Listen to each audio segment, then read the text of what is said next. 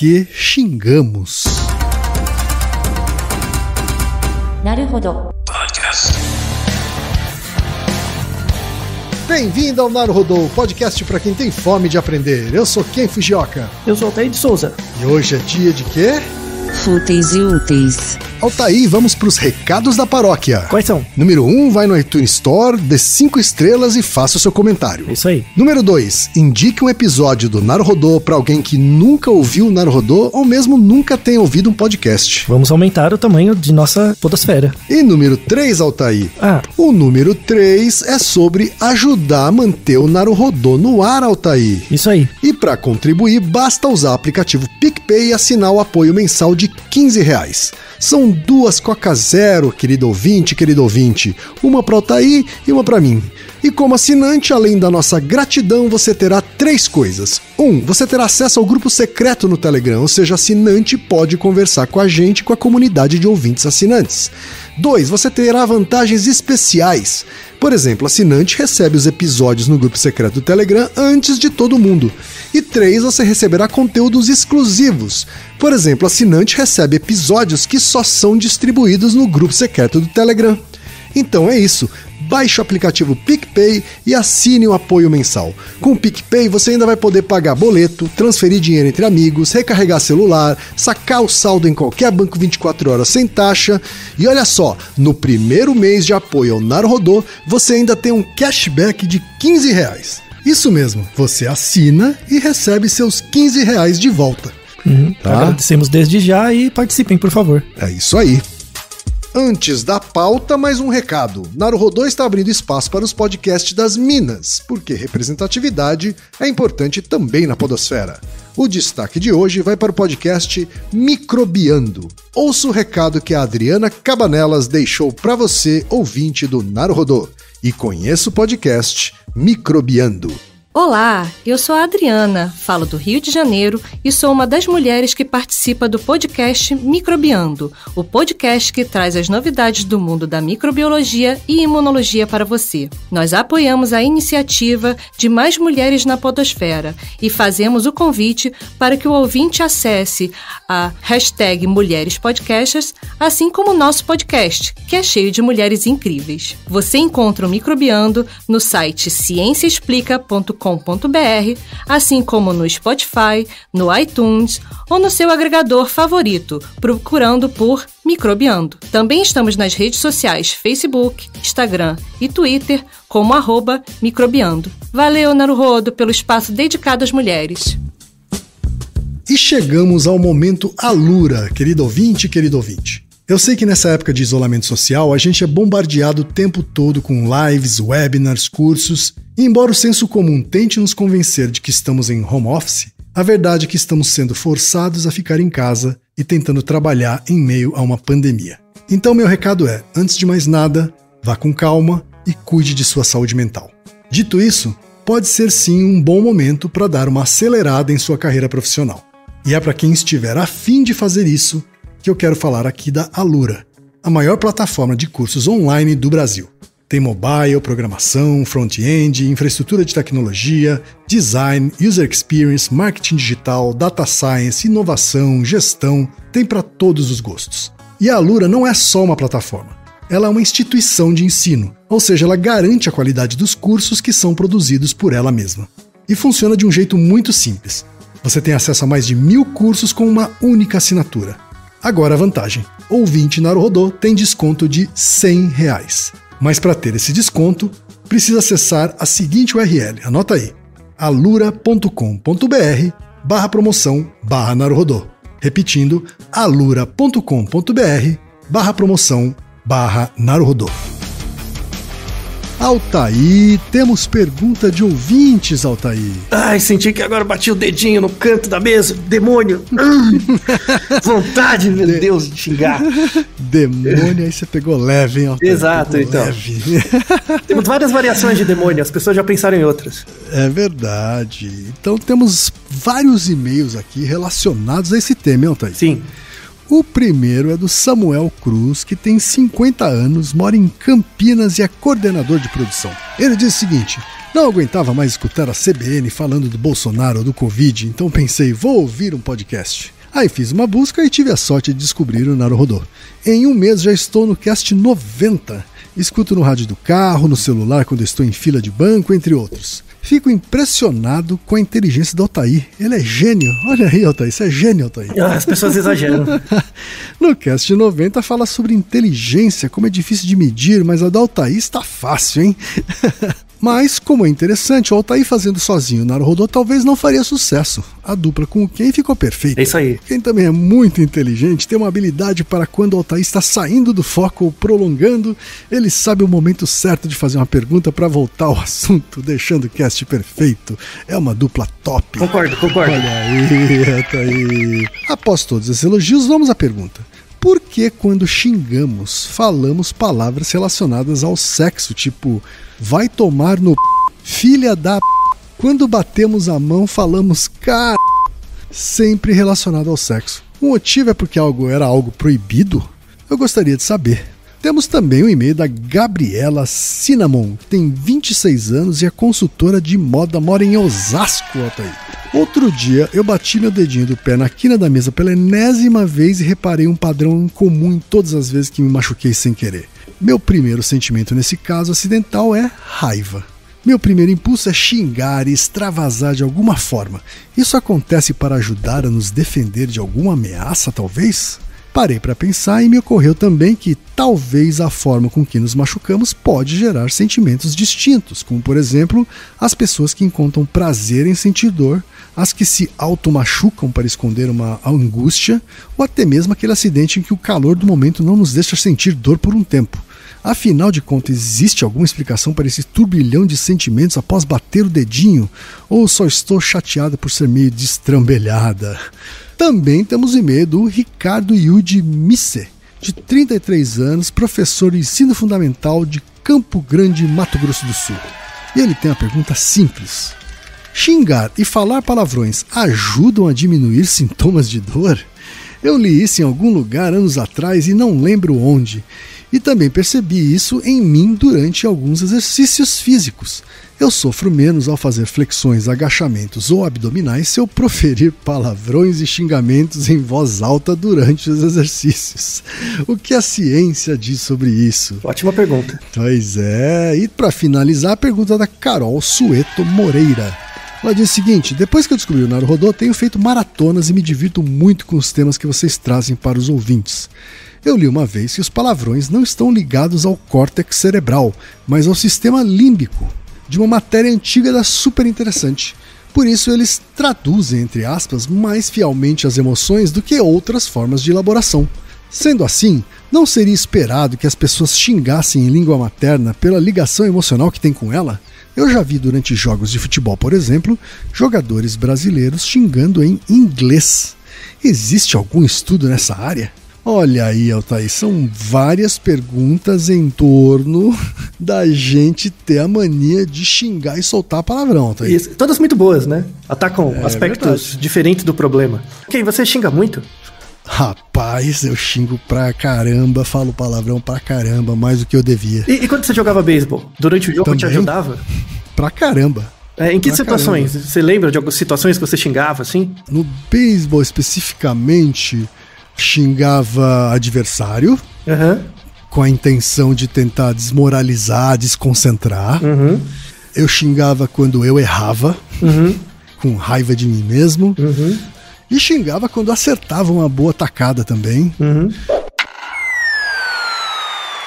Meio que uma celebração meio raivosa. Sim, e você... Isso é meio que uma catarse, né? Um alívio, assim, né? E você xingava as mesmas coisas ou coisas diferentes? Você lembra? Você usava de palavrões diferentes, você disse? Palavras diferentes, é. Olha, eu acho que tinha algumas palavrões específicos, mas a maioria eram comuns. Eram sempre as mesmas coisas, assim. Essas que eu acabei de proferir agora há pouco e que o Reginaldo colocou um pi. São as mais comuns, que todo mundo usa, né? Exatamente. Então a gente meio que vai atacar todas essas questões ligadas ao xingamento. E aí, se faltar alguma coisa que um ouvinte perguntou, você me avisa, tá, Kim? Tá bom. Então, xingar, assim, é um comportamento prevalente universal. Todas as culturas xingam, só que elas mudam o grau e mudam o padrão, os termos que eles utilizam, tá, para xingamento. Isso aí. De forma, estranhamente, apesar de ser um comportamento universal, assim, tem muitas questões que ainda não foram resolvidas. E a razão pela qual não se tem tantos estudos em algumas dessas áreas, né, ligadas ao xingamento, é porque é um tabu, né? Assim, tem 2 áreas do conhecimento, na verdade 3 áreas do conhecimento que a gente estuda pouco, porque a gente naturaliza muito, porque todo mundo faz, que é sono, sexo e, tipo, tabus, em geral, né? Que inclui xingamentos, mas qualquer tipo de tabu. Não é que eles não sejam importantes para a ciência, muito pelo contrário, por ser universal, é muito importante entender, porque ele diz muitos aspectos da nossa natureza em si, enquanto organismo. Uhum. Mas por conta do tabu, tipo, as pessoas têm dificuldade, seja de fazer os experimentos, seja de coletar os dados. Então tem vários temas, assim, que estão um pouco em aberto. Assim, vamos deixar muitas descrições, muitos artigos na referência do post. Em relação ao xingar, a gente já tem algumas coisas consensuais e tem coisas que a gente não sabe. Assim, simplesmente não sabe. Não tem estudos. Então, todo mundo xinga desde cedo. É esperado que você, quando criança, não xingue, né? Então, por exemplo, uma primeira pergunta. Por que é errado crianças falarem palavrão? Por que você acha? Porque a gente considera errado, né? Porque ela provavelmente não sabe nem o que está proferindo, né? Nem o significado do que está proferindo. Exato. Então, as crianças pequenas, elas memorizam primeiro as palavras, que são palavrões, antes de entender o sentido. Então, ela entende a palavra por um ícone. Por quê? Porque, em geral, quando você xinga, você coloca um aspecto emocional na fala. E isso é relevante para a criança. Então, tem um trabalho muito interessante, assim, que você pega crianças e deixa elas próximo de pessoas que falam outra língua, que não a da criança. Né? Crianças a partir de 3, 4 anos. E depois você chama a criança, né? Deixa ela um tempo, 1 hora, assim, com pessoas falando em outra língua, ela não entende, e depois você pede para a criança relembrar as palavras que ela acha que entendeu, sabe? Assim, fala aí as palavras que você acha que entendeu. Geralmente são os xingamentos, né, que a criança guarda. Ou as palavras que ela entende de forma mais acurada. Não porque é um xingamento, não é pelo sentido, mas pelo uso, né? Porque é meio que um sinal. Então, quando você xinga, você meio que tá colocando um aspecto emocional de aviso naquela fala. Logo, para um outro, mesmo que eu não entenda o sentido da palavra, mesmo que eu não entenda o significado, o significante, porque ele é associado com um dado emocional, é relevante. Entendi. E aí a gente fala muito das causas, né, do xingar, usando o nosso amigo Aristóteles. Uma das causas finais, evolutivas, do porquê a gente xinga, é eminentemente para chamar a atenção. Então, o xingamento é muito parecido com um canto de alerta de um pássaro ou um grito de um animal qualquer. É aquele tipo de grito, quando o animal sente dor, por exemplo, ele faz uma vocalização que qualquer outro animal reconhece que tem algo errado, sabe? Então, isso é muito comum, assim, como um pedido de socorro, assim, é isso? Ou mesmo manifestação de dor. Tipo, eu me machuquei. Aí o bicho faz um grito. Os outros bichos percebem, mesmo sem entender, mesmo não sendo co-específicos daquele bicho, que tem algo errado.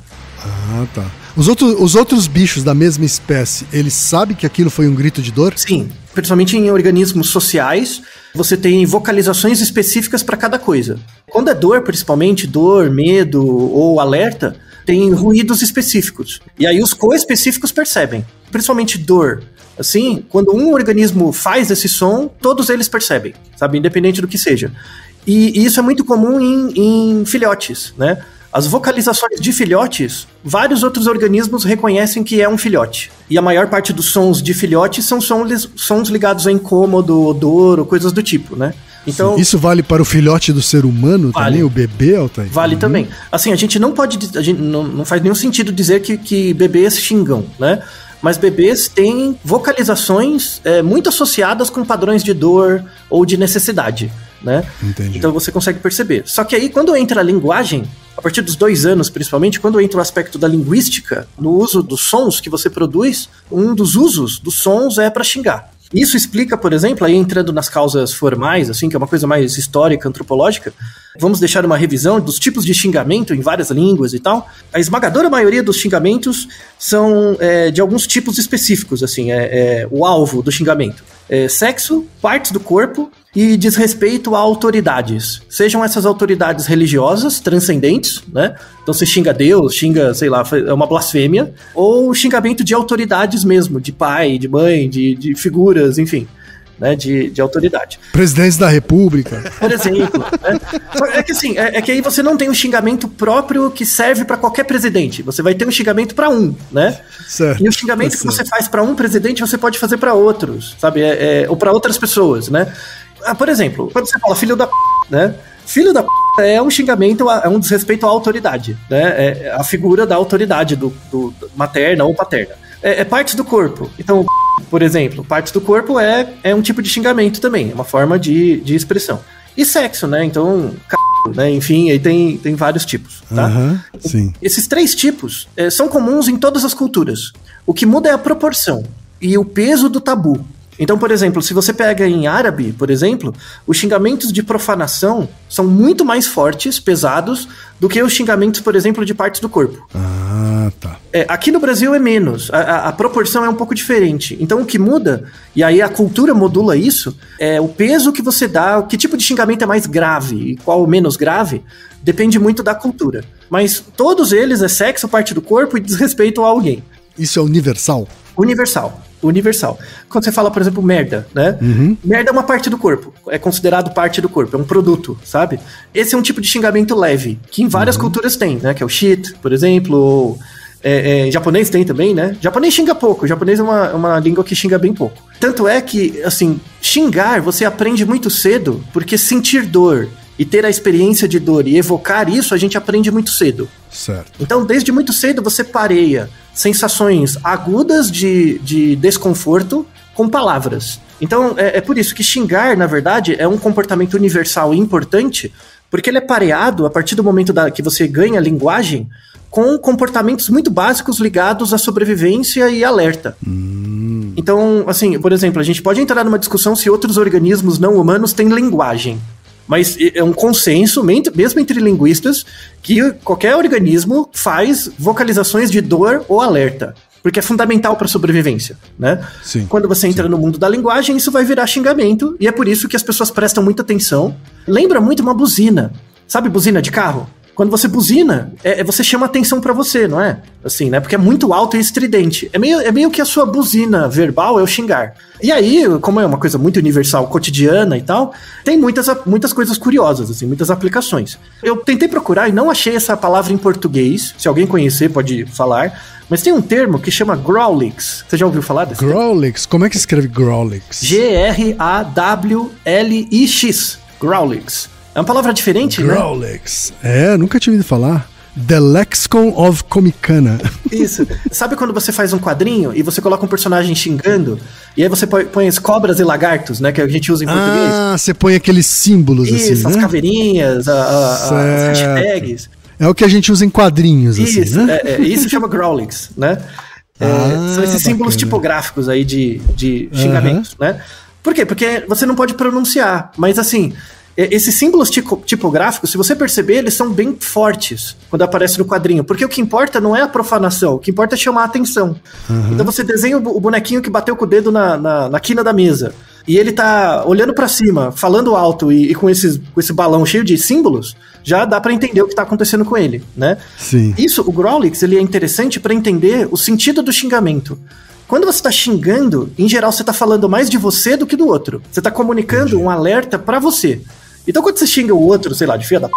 você não tá falando nada da mãe do cara, né? Você tá falando dele, né? Você tá falando da sua relação com ele. Por isso que, por exemplo, alguns tipos de xingamento que ofendem um terceiro, na verdade você não quer ofender o terceiro, você quer ofender a pessoa. Sim. Tem bem esse sentido local, assim. Xingar é uma coisa muito próxima. Não tem uma consequência distante. É um alerta próximo. Quer dizer, esse Growlix, inclusive, né, é mais uma evidência de que é universal. Total. Né? Total. Todo mundo entende, né? E respondendo uma pergunta de um dos nossos ouvintes, né? Se xingar reduz a dor. Temos muitos artigos. Tem tantos artigos que eu nem coloquei todos. Eu coloquei alguns. Tem uns 3 ou 4 na descrição que mostram sistematicamente que você xingar reduz a percepção da dor. Você sente menos dor quando você xinga durante o evento dolorido, né? Por quê? Porque xingar, como é um mecanismo atencional, você mesmo presta atenção no que você tá xingando. Então, por exemplo, imagina, tem um experimento de 2020, aliás, que você pede pra uma pessoa colocar a mão dentro de um balde com gelo, né? Com água e gelo. Certo. Dói, né? Você não aguenta ficar muito tempo, começa a doer sua mão. Uma hora começa a doer. Você não aguenta. E depois você não sente mais nada. Tá? Isso, começa a arder sua mão e tal, né? E aí você pede pra pessoa colocar a mão na água gelada, e em uma situação a pessoa xinga, fica xingando, e começa a xingar e tal, com a mão lá, e na outra não, ela não pode falar nada. Né? O limiar da dor diminui, né? O limiar da dor, aumenta, então a pessoa aguenta mais, fica com a mão mais tempo dentro da água, e a percepção de dor dela diminui. Então a nota que ela dá pro grau de dor, se no momento que ela tava em silêncio era tipo 9, quando ela tá xingando cai para 7, alguma coisa assim. Tem uma redução da ordem de 30%, né, da sensação de dor. Por quê? Porque quando você tá xingando, você tá prestando atenção no que você tá falando, né? E isso tá te dando um alívio. Ou seja, você tá separando a experiência da dor do medo da dor. Porque quando você sente dor, a sensação, o sentimento mais próximo da dor não é a raiva, é o medo. Por exemplo, quando você tá brigando com alguém, mas não bateu, nem apanhou, tá? Isso é diferente. Quando você tá num contexto de briga, é outra história. Briga física, né? Imagina que é uma ameaça. Você tá no teatro ainda, né? Você tá na ameaça. Aquela ameaça, você sente raiva, mas um sentimento que tá muito por trás é o medo. Tanto é que acontece muito quando você tá discutindo com alguém, assim. E aí você fala, cai pra dentro e tal, e o outro começa a perceber que você realmente vai bater nela, a pessoa começa a ter medo. Então a tentativa é fugir, assim. A menos que a pessoa esteja preparada, mas enfim, aí isso é outra história. Tá? Mas em geral, quando você vê que o confronto é inevitável, você sente medo. Até como um instinto de sobrevivência. Total, exatamente. E aí quando você está sentindo dor mesmo, você está sendo atacado, né? A sua sensação é fugir. Quando você não consegue, o que você faz? Você grita de dor. Por quê? Porque gritar de dor, além de comunicar um aviso, pra você dissocia o medo da dor da experiência da dor. Você só sente medo. Você não sente a dor em si.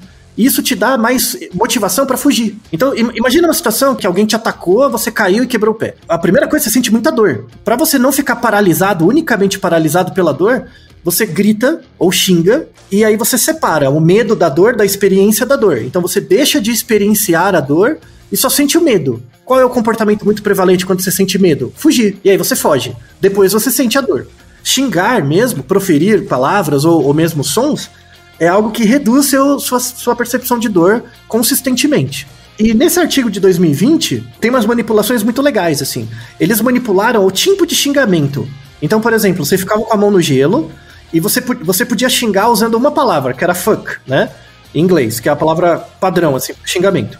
Que em inglês a gente chama de F-word. Isso, exatamente. Então a pessoa lá, ela podia xingar livremente, só usando essa palavra com a mão no gelo, né?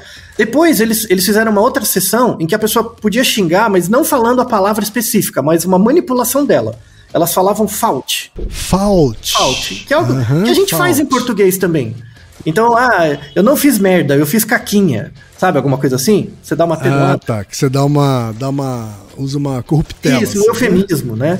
Então a pessoa usava a palavra do xingamento, depois usava uma corruptela, depois usava uma palavra que não tinha nada a ver, né? Que era twist pipe. Não tem nada a ver. Twist pipe é bem diferente, né? Porque a corruptela também acontece com shit também, né? Isso. Que as pessoas falam shoot. Exato. Né? E aí tinha uma quarta condição que era falar uma palavra neutra, tipo casa. Tá. Imagina você com a mão no gelo falando casa. Né? Então, imagina. E aí, nessas 4 condições, quando você usa a palavra o xingamento mesmo, diminui 33% a percepção de dor. Quando você usa a palavra eufêmica ou a palavra que não tem nada a ver, você tem uma maior atividade emocional, então aumenta, por exemplo, a variabilidade cardíaca, né? Você tem uma maior atividade emocional, mas não diminui o limiar de dor. Você sente o limiar de dor igual. Então a ideia é xingar mesmo, sabe? O que funciona é xingar de verdade. Não é falar caquinha, tem que xingar de verdade, pra reduzir a dor, tá? Certo. Os outros eufemismos, tipo, melhora a sua situação emocional, mas não dissocia a experiência da dor, do medo da dor. Tá? Agora, Altair, como é que no estudo você detecta isso? Então, você pega a mesma pessoa, coloca em várias condições, e aí tem uma série de medidas, né? Você monitora a frequência cardíaca, você aplica questionário, durante a experiência, né? E aí você vai quantificando as médias, né, das respostas em cada condição. Na condição com xingamento puro, com eufemismo, com a palavra nada a ver e o neutro. Entendi. E aí você faz um teste de médias e vê as diferenças. É declaratório mesmo o negócio.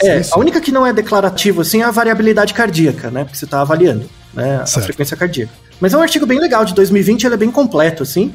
Tem um outro artigo que mostra também o efeito de xingar em esportes, né? Quem conhece bem isso. E tem um efeito positivo na performance. Por quê? Como xingar é ligado à atenção, e você xinga, né? Você vai acertar a bola e xinga, ou antes ou depois, enfim. Isso foca mais a sua atenção na tarefa, né? Certo. Então, é muito parecido com o Naruhodo duplo que a gente gravou sobre hipnose. É meio que, entre aspas, grandes aspas, uma auto-hipnose, porque você tenta focar na tarefa que você está prestando atenção, né? Com mais atenção ainda. Então, imagina, eu preciso acertar a bola, mas eu tô nervoso, né? Eu tô tenso e tal, o esquema do jogo, e aí eu tenho que pensar, eu tenho que fazer o ponto, toda essa coisa. Aí o que você faz? Você xinga. Quando você xinga, você tira a atenção de todas essas preocupações e foca na atividade. Então, é algo muito útil nesse sentido, né? Para esportistas e tal. E interessante nesse artigo que ele mostra que esportistas xingam, em geral, coisas similares. Tipo, tem tipos de xingamento próprios, assim. Tem até meme, assim, que um certo jogador de futebol, um certo esportista é conhecido porque ele xinga sempre a mesma coisa na mesma situação. Porque é meio uma palavra quase de sorte para ele. É igual quando você vai se apresentar, e isso tem a ver com o teatro, né? Quando você vai se apresentar, você fala merda pra pessoa. Sim. É exatamente isso. Por quê? Porque se expor ao público é uma situação de muito nervoso, né? Muito nervosismo e tal. E aí por que você fala ou quebra a perna ou merda, né? Por quê? O que é quebrar a perna? É sentir dor. E quando você sente dor, você distrai da audiência. E merda, é a mesma coisa. Você distrai da audiência porque você tá prestando atenção no xingamento. Eu nunca tinha pensado que era essa a linha de raciocínio. Então, é uma ritualização, né? Igual no nosso episódio anterior sobre sorriso, isso é uma ritualização do comportamento de xingar para outros, pra arte, pro esporte, enfim. Muito interessante, não sei de você, mas é muito bacana, né? Sensacional. Pois é, ninguém esperava, né? E aí tem os usos do xingamento. A gente falou de alguns, mas tem um pesquisador conhecido, que é o Steven Pinker. Os 2 livros do Pinker que eu mais gosto são os livros da área dele mesmo, que ele é linguista de formação, né? Que é o Instinto da Linguagem, e esse livro que eu vou usar aqui nesse episódio, que é Do que é feito o pensamento. É um livro muito bom, esse, que ele relaciona pensamento e linguagem. É meio óbvio que a linguagem ajuda a modular o pensamento, né? O que existe dúvida é se a linguagem estrutura a percepção da realidade. Mas que ela estrutura o pensamento é óbvio, né? Porque todos os significantes que você tem baseado na sua língua mediam sua relação com você mesmo, né? E aí esse livro fala disso, né? Do que é feito o pensamento, é bem interessante. E tem uma parte que ele fala especificamente do xingamento, que é um dos usos da linguagem, né? O xingar. E aí ele fala que o xingamento tem 5 funções na sociedade. A primeira função é a função abusiva, que é quando você vai ofender alguém mesmo. A segunda é chamada catártica, função catártica, que é quando você está sofrendo algum tipo de dor ou dano. Então você fez algo errado, você xinga, ou você se machucou, você xinga, né? Isso é o xingamento catártico. Tem o disfenístico, que é o contrário do eufemístico, né? Tem o eufemístico, que é você reduz a tensão. O disfemístico é quando você xinga para aumentar a tensão. Você quer mostrar para os outros que, ó o que está acontecendo. E aí esse xingamento disfenístico, ele é usado de forma persuasiva. Então, por exemplo, a gente se conhece, a gente é amigo, e eu quero tentar te convencer de alguma coisa. Pensa isso no seu dia a dia, tá? Todo mundo, talvez você nunca tenha parado para pensar. Tipo, eu quero te convencer alguma coisa. Tipo, vem comigo, né? Vem comigo aqui, vamos sair junto. Aí você fala, não quero, não tô afim hoje, sei lá. Ou então, vamos fazer tal tarefa. Eu falo, eu não tô com preguiça. Aí fala, vamos carai, fazer. Então, esse tipo de uso do xingamento pra tentar te persuadir é o xingamento disfenístico. Disfenístico, E tem o xingamento empático. O xingamento empático é pra chamar atenção. Então você fala, ô cacete, presta atenção, sabe? Tá. Caralho, me ouve. Isso, exato. Sabe? É isso, pra chamar. Presta atenção em mim, cacete, sabe? Uma coisa assim. E o último é o idiomático, né? O idiomático é um xingamento que você usa pra aumentar a coesão do grupo, né? Sabe? Só entre amigos, você fica xingando. Aí entra várias discussões, por exemplo, sobre preconceito, né? Então, por exemplo, tem as N-words, né? As palavras que você não pronuncia em inglês, né? São derrogatórias para negros, né? Só que assim, um negro pode falar pro outro. Ele pode xingar, ele pode usar o xingamento intragrupo, né? Isso é o idiomático, é o tipo idiomático. Então veja que só por esses 5 exemplos você já cobre a maior parte da expressão do xingamento.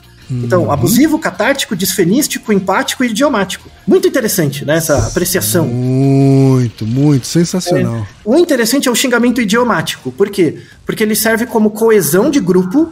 Então, assim, se eu posso xingar você, né? Vamos dar um exemplo até com que implica japonês, né? Então, por exemplo, falar japa. No passado era menos, porque tinha menos discussão, mas hoje é algo pejorativo, chamar de japa, né? Mas às vezes entre os japoneses, tudo bem, né? É algo interno, né? E aí cai nesse uso do xingamento como algo idiomático. Então, quando eu me sinto à vontade para xingar você e você me xinga, quer dizer que a gente faz parte do mesmo grupo, né? Então é uma união de grupo. Certo. Agora, já que você falou sobre entre os japas eles se chamarem de japas, é uma coisa... E quando é um amigo que não é japa, não é nem asiático, mas é muito íntimo o seu, o efeito é o mesmo? O efeito é o mesmo. Então, mas aí na dupla, né? Ou com poucas pessoas. Então, quando existe o grupo aceita, né, que isso exista, tudo bem. O problema é quando vem um terceiro de fora, e o terceiro de fora não faz parte do grupo, ele avalia como se fosse não um xingamento idiomático, mas sim um xingamento abusivo. Aí é bem interessante, porque você sabe quem é do grupo e quem é de fora. E aí é a mesma coisa dos bichos. Então quando você, por exemplo, e a gente vê muito em musaranho, tem uns tipos de roedor, ave faz isso muito também, que é assim, as aves do mesmo grupo, que moram na mesma árvore, todo quando elas vocalizam, umas conhecem as vocalizações das outras. Então imagina que tem 2 árvores, tem as aves lá em uma árvore, e na outra tem uma ave só, né? Essa ave é uma invasora, por exemplo, ela está em uma outra árvore. Essa ave que está sozinha, ela se assusta muito mais com as vocalizações das outras do que as próprias outras. Porque as outras do grupo estão acostumadas com as vocalizações delas, né? Certo. A que está por fora, ela vai entender muitas daquelas vocalizações como se fossem alertas. Então, o xingamento, né, entre aspas, assim, por uma ex-adaptação, o xingamento é uma forma de manter a coesão do grupo e impedir que outras pessoas entrem. Sim, verdade. Uma aplicação disso, né, é bem atual que a gente vê, inclusive tem paper de 2021 na Coreia do Sul, né, sobre isso, que é onde é o maior problema, é com vício em jogo virtual, né? Mas é totalmente aplicável aqui no Brasil também, que é sobre trash talking, né? Trash talking em jogos online. Trash talking você tem em todo lugar, né? Luta de boxe, MMA, essas coisas. Muita gente reconhece como, tipo, algo do jogo, assim, mas tem gente que fica bolada, de verdade, né? Que acha meio antidesportivo. Isso, assim, exato. Né? Tem essa discussão, o mérito não é esse, mas em jogos online, o trash talking é algo muito mais grave, por exemplo, que em luta de boxe. Porque no final você vai sair da mão com a pessoa, entendeu? Tem uma coisa, um objetivo fim. Mas quando é o trash talking no online, você tá falando então daqueles jogos, por exemplo, aqueles jogos que são de fato online, né? Ou seja, você tá jogando com vários jogadores de vários lugares do mundo aí. E aí, em tempo real, você fica com o microfone enchendo o saco da pessoa. Isso, xingando ela, irritando. Isso. Pra quem joga, tipo LoL, Dota, FPS em geral, principalmente LoL e Dota, que são jogos um pouco mais estratégicos, assim, em geral, não que FPS não seja, mas é muito tóxico, assim, muito. Dota, nossa, pensa um jogo tóxico. E aí tem trabalhos muito legais sobre isso de 2021, mostrando que, assim, qual que é o problema entre o lutador de boxe e um moleque jogando LoL? É que o moleque jogando LoL é um moleque. Ele tem, tipo, 12, 13, 14 anos. E isso tem muito a ver com o Naruhodo sobre propaganda infantil, né? Quando eu pego um lutador de boxe, você não vai botar um lutador de boxe, 2 moleques de 12 anos pra lutar boxe. E quando você dá aulas de boxe pra crianças, em geral você dá um boxe educativo e você não pode xingar. Você tem que controlar a sua raiva, enfim, né? É um mecanismo pra isso. O judô, enfim, qualquer arte marcial é assim. E, aliás, nos esportes lá no Japão, né? Os esportes tipicamente praticado pelos japoneses, né? Então, judô, karatê, o beisebol, sumô, né? Se o juiz vê você xingando, ele te pune, né? Sim, total. Você ganha punição. Né? Criança ou adulto, tanto faz. Não, mas esse é um objetivo, por isso que é uma arte marcial e não defesa pessoal. Por isso que tem essa diferença bem nítida, assim. Arte marcial é uma forma de pedagogia, é uma forma de educação. O objetivo último da arte marcial não é você bater nos outros. É você aprender a controlar você mesmo. Uma autoeducação, assim. A defesa pessoal é diferente. Aí o xingamento entra. Quando é defesa pessoal, o xingamento tem um uso, né, em si. Tá? Mas pensando no trash talking, assim, em jogo online, você tem crianças muito cedo expostas a esse tipo de ambiente que é extremamente hostil, em geral. E aí tem um trabalho muito legal, um artigo de 2021 muito legal, que eles fazem uma avaliação dos usos de xingamentos nesse mundo. LoL, Dota, Fortnite e acho que COD também, né? Esses jogos. E aí eles usam os xingamentos, o trash talking faz parte da cultura do jogo, né? É algo que surge desde o começo do jogo, você já tem isso. Pelos usuários hard, assim, é visto como uma forma de diversão, porque faz meme. Tanto é que você vê um monte de compilado na internet de outras pessoas, terceiros, que pegam lives de pessoas que jogam e separam só a parte dos xingamentos e fazem um vídeo porque fica engraçado. Tipo, o cara xinga, o cara quebra o computador, sabe? Enfim. Tem essa parte de meme. Serve como uma forma de distração do oponente, igual você comentou, né? Você xinga ele pra desmoralizar e fazer o cara parar de prestar atenção. Exato. Né? Uhum. Pra aliviar a raiva, né? Também. E também dá um senso de poder e ilusão de controle, né? Então, às vezes não é um xingamento, mas a pessoa fala, tá vendo? Eu não falei... Principalmente em jogos cooperativos, né? Tipo, eu te dou a call e você vai, né? E dá certo a jogada. Aí eu xingo você, né? Tá vendo? Olha aí, caralho, não deu certo, tá vendo? Então é uma forma de ilusão de controle, de senso de poder, né? E uma coisa interessante desse artigo é que ele mostra que o trash talking, para as pessoas que fazem parte do grupo, né? Para as pessoas que são vistas e se reconhecem como jogadores, é visto como algo inofensivo, tá? Igualzinho o xingamento lá do Japa, né, dentro do grupo. É visto como algo inofensivo ou algo do jogo, mas é extremamente deletério para pessoas de fora. Então o que acontece em jogo virtual, quando entra uma menina, os caras trocam totalmente o padrão de xingamento, xinga de outras coisas, porque devia xingar, se fosse xingar da mesma coisa, como se fosse um igual do grupo, mas não, o objetivo é xingar de forma diferente para que em última análise a pessoa seja excluída, né? Então aquele que está de fora e quer fazer parte daquele grupo, a pessoa percebe esses sinais de trash talking muito mais como sinais de alerta do que as pessoas que estão lá dentro.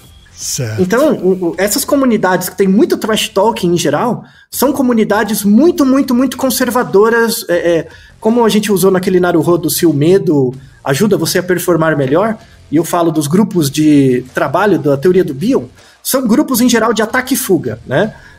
E aí vale muito a pena ouvir esse episódio para saber os tipos de suposto básico, né? O grupo de ataque e fuga é um grupo muito unido em função de um objetivo muito agressivo internamente. Seja numa empresa que quer bater uma meta para vender produto, seja num jogo que quer ganhar do outro, né? E aí, esse artigo é sensacional, tem um outro que eu coloquei também, que isso em jovens, né, em crianças, predispõe você a um pensamento polarizado posteriormente. Porque imagina, você começa a jogar com 11 anos, começa a jogar, sei lá, Free Fire, que é um jogo bem básico, assim, pra... Criança com 9, 10 anos já começa a jogar Free Fire, né? No celular, é baratinho e tal. Você começa a jogar Free Fire, começa com 9. Aí você vai jogando até os 15, 16. Dentro desse ambiente onde você passa muitas horas. Então acaba sendo um espaço de escolarização, de educação mesmo. De regras sociais e tal. Você acha que quando você ficar com 20, 21, você não vai ficar alguém polarizado? Claro que vai, velho. Você aprendeu que pra fazer parte daquele grupo, você tem que agir desse jeito. Você acha que você não vai generalizar isso pra outras coisas, sabe? É a mesma coisa que a propaganda fica fazendo com você criança. Compre batom, compre batom, compre batom. Essas malditas propagandas que a gente não esquece mais e fica nostálgico lembrando do passado. Sendo que, na verdade, a gente tá lembrando da empresa, demônios, do satanás, né? Agora eu xingo mesmo. De novo, marketing da caça, né? As pessoas pegam essas regras de ação e generalizam para a vida como um todo. Então, se você pega... Isso é uma discussão nos Estados Unidos, no Japão, na Coreia, é muito grande, né? Porque tem estudos que mostram que 11% dos adolescentes da Coreia do Sul sofrem com algum nível de vício na internet. 11%, é bastante. E aí, muitos sociólogos se preocupam com o fato desse vício, né? Ou desse muito tempo online, nesse ambiente que é muito do trash talking, gera uma postura totalitária ou uma postura que polariza, né, que na verdade é muito intragrupo, você valoriza muito mais as pessoas do seu grupo e menospreza as de fora, e isso gera uma tendência nessa nova geração, né? Então, do mesmo jeito que a gente tem que fazer, por exemplo, coisas que limitam a propaganda infantil para criança, porque isso gera diferença, tem o nosso Naruhodo duplo sobre isso, a gente tem que fazer alguma coisa para limitar o trash talking em idades muito baixas. Porque vai gerar um monte de idiota, misógino, polarizado, burro. Assim, basicamente, mas burro mesmo. Chorão, sabe? Pessoas que não crescem, sabe? Que não sabem lidar com a frustração, né? Os chamados incel, né? A classe incel nasceu nesse tipo de mídia, né? Uhum. Então, é exatamente esse mecanismo. No Naruhodo sobre se japonês é tudo igual, a gente descreve isso, né? A passagem da atribuição para categorização para o conceito. Isso. Né? Uhum. Então, se você começa a jogar muito cedo, por 10, 15 anos, dentro desse ambiente de trash talking, que você sabe que é tóxico, e aí tem relatos muito legais que mostram o seguinte, que quando você entrevista o jogador, o cara que joga há muito tempo, para ele, estar naquele ambiente é muito familiar, e ele sente como uma forma de desestressar, né? Por quê? Porque eu conheço as regras sociais, eu sei que eu tenho que fazer o trash talking, e no fundo, tipo, pra mim não significa nada, e pro outro também não. Então é meio que um espaço de catarse ali, né? Só que só é para aquelas pessoas daquele grupo. Isso, é um espaço de catarse às custas da saúde mental de pessoas de fora. Outro grupo de pessoas. Isso, e você pega esse modelo, né? Esse modelo de ação que você desenvolveu desde tenra idade para tentar julgar as pessoas fora. Isso leva a gente a pensar que a gente tem que ampliar o conceito de escola, né? A escola não é só ir para a escola. Você tem vários ambientes escolares onde você aprende regras sociais. Um deles são jogos online. Eu não sou contra jogar online, muito pelo contrário, eu gosto, eu jogo. Só que o trash talk é uma merda, sabe? Essa coisa tóxica mesmo, sabe? É extremamente deletério. A gente tá vendo gerações de pessoas se formando de forma completamente viesada, independente da escolarização. Você pode ter mestrado, doutorado e ser um trash talker e ficar generalizando isso para outras coisas. E é algo que, se já não é um problema, vai ser um problema de saúde pública e mesmo sociológico no futuro próximo. Verdade. Sabe? Verdade. Agora, Altair, abrindo um parênteses aqui, já que você falou sobre o trash talk nos jogos online, um mecanismo de inteligência artificial conseguiria no futuro breve aí filtrar o trash talk? Conseguiria ajudar. Tanto é que tem a Riot, por exemplo, que eu acho que é a dona do LoL, tenta fazer isso, contrata pessoas para fazer isso, né? Para criar algoritmos que filtra texto, filtra voz, assim, para tentar banir ou dar punições. Só que, qual que é o problema? Mesmo os algoritmos de inteligência artificial têm vieses.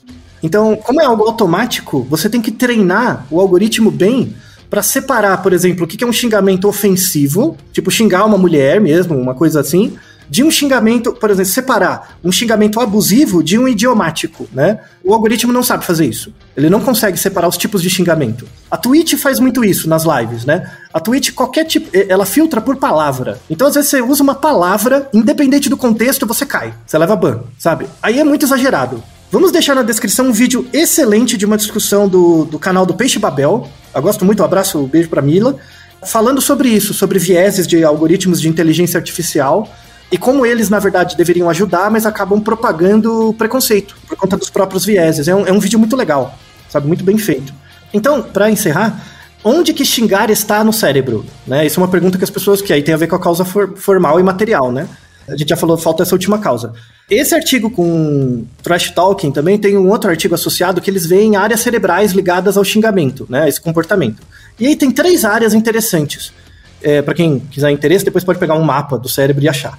Que é o sulco temporal superior, a junção tempoparietal. Essa junção tempoparietal, a gente falou dessa área num episódio sobre experiências de quase morte, né? Nossa, o que experiência de quase morte tem a ver com xingamento? Então, calma. E o córtex órbito-frontal, né? Essas 3 áreas são ligadas com codificação de palavras, mas também codificação emocional, né? A junção tempoparietal, a gente falou no episódio sobre experiências de quase morte, que é quando você tá sobre um trauma, sei lá, você teve um ataque cardíaco, alguma coisa assim. Essa área, a junção tempoparietal, é meio que um maestro das sensações do cérebro como um todo. Ele meio que organiza, né, num nível mais alto. Tem um nível mais baixo de organização que é no tálamo, e tem um nível mais alto que é na junção tempoparietal. O que acontece quando você xinga? Como eu falei anteriormente, você separa a experiência da dor do medo da dor. Pra você separar essa coisa na sua cabeça, você tem que meio que dar um tapão no maestro, né? Porque o maestro não tem que organizar as coisas. Então você tem que meio que dar uma bagunçada nele pra separar, né? Quando você xinga com bastante emoção, assim, você tem uma redução da atividade da junção tempo-parietal. Nossa, então quer dizer que quando eu estou xingando é similar a uma experiência de quase morte? Um pouco, bem pouquinho. Tá? Bem pouquinho, tá bom? Então é bem interessante isso. E aí o que acontece quando você avalia essas áreas em jogadores online que estão caracterizados com dependência, são viciados em jogos online? Você tem uma redução da atividade dessas áreas, né? Então a pessoa tem dificuldade de perceber xingamento, de perceber emoção, de perceber a gravidade da ação dela no outro, né? Isso tudo é por causa não do jogo online, mas do trash talking online, do ambiente online.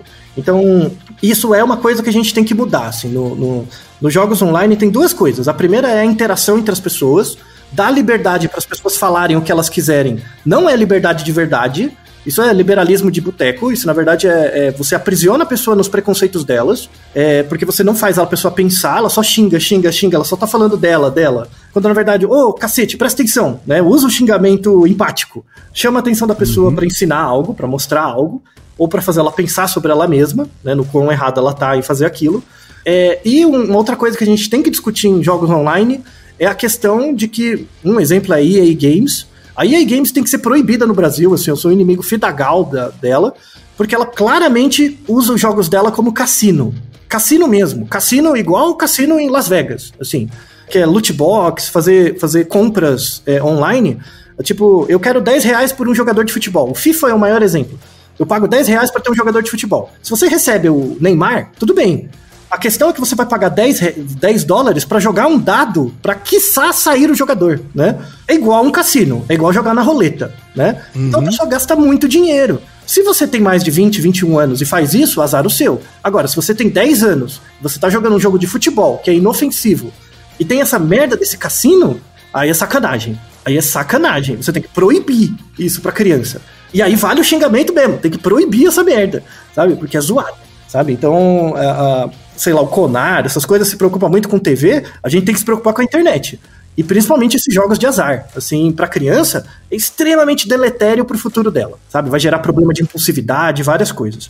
Veja de novo, né, como mais um episódio, como muitos, a gente sai de coisas muito simples, né, cotidianas, como xingamentos, e entramos em grandes questões universais, a partir do momento que utilizamos o método aristotélico para entender o problema, e percebemos que as coisas têm explicações simples.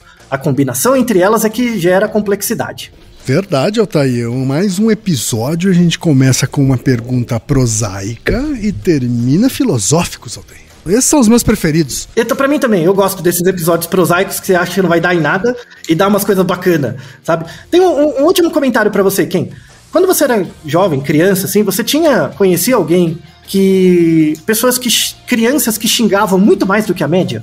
E aí todo mundo falava que era mal educado, aí você ia ver os pais, eles eram ok, não tinha nenhum problema que fosse assim, mas mesmo assim a criança xingava muito mais do que a média? Olha, as que eu conheci que xingavam muito mais que a média é porque estavam imitando os pais, então não é exatamente isso que você descreveu. Isso, mas por quê? Mas exclui esses casos, que aí é uma questão de observação mesmo. Você já viu crianças que xingam muito espontaneamente, assim? Você não lembra, né? É que é raro. Não, na infância teve, porque eu cresci no subúrbio, né? Lá em Osasco, tal, assim, onde as crianças viviam na rua, né? Então... Isso. Tinha algumas que realmente... Então, às vezes o xingamento de novo, pertencer ao grupo. Então, muita agência de publicidade usa peça publicitária onde tem um xingamento, porque, na verdade, o alvo é o pessoal da periferia. Onde, na periferia, não é um xingamento... O xingamento é um xingamento. É uma questão de coesão de grupo. Tá? Então, isso é muito usado na publicidade. Tá? Não precisa de semiótica para ver isso. Precisa só de entender um pouco de como funciona o pensamento.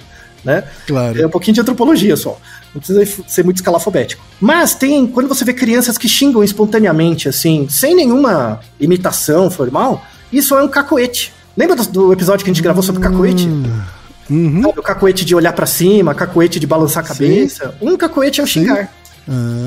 E isso tem... Eu acho que eu tenho esse cacoete, viu? Até hoje? Em alguns momentos. Até hoje. Então, isso é ligado em casos graves à síndrome de Tourette. né? Por isso que tem pessoas com Tourette que xingam espontaneamente. E a junção tempo-parietal, uma das áreas dessa junção é a área específica com o Tourette, né? Que é os gânglios da base, que ficam ali pertinho.